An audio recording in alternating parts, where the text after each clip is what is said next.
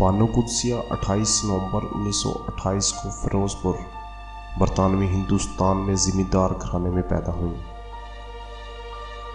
ان کے والد چودھری بدروزمان چٹھا زراعت میں بیچلر کی ڈگری رکھتے تھے۔ ان کا انتقال بانو قدسیہ کی چھوٹی عمر میں ہی ہو گیا تھا، جبکہ ابھی بانو قدسیہ محض 3.5 برس کی تھی۔ تقسیم ہند کے بعد وہ اپنے خاندان کے ساتھ لاہور آ گئیں۔ لاہور آنے سے پہلے وہ مشرقی بھارت کے صوبہ ہماچل پردیش دھرم شالہ میں زیر تعلیم رہی۔ ان کی والدہ مسز چٹھا بھی تعلیم یافتہ خاتون تھیں۔ بانو قدسیہ نے مشہور ناول و افسانہ نگار اور ڈرامہ نویس اشفاق احمد سے شادی کی۔ وہ اپنے کالج کے میگزین اور دوسرے رسائل کے لیے بھی لکھتی رہی۔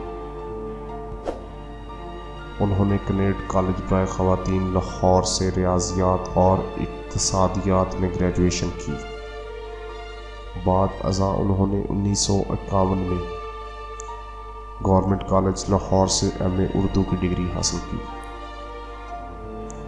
بانو قدسیہ نے اردو اور پنجابی زبان میں ریڈیو اور ٹی وی چینلز کے لیے بہت سے ڈرامے بھی لکھے۔ ان کا سب سے مشہور ناول راجہ گیت ہے۔ ان کے ایک ڈرامے آدھی بات کو کلاسک کا درجہ حاصل ہے۔ 1983 میں حکومت پاکستان کی جانب سے بانو قدسیہ کو ستارہ امتیاز سے نوازا گیا۔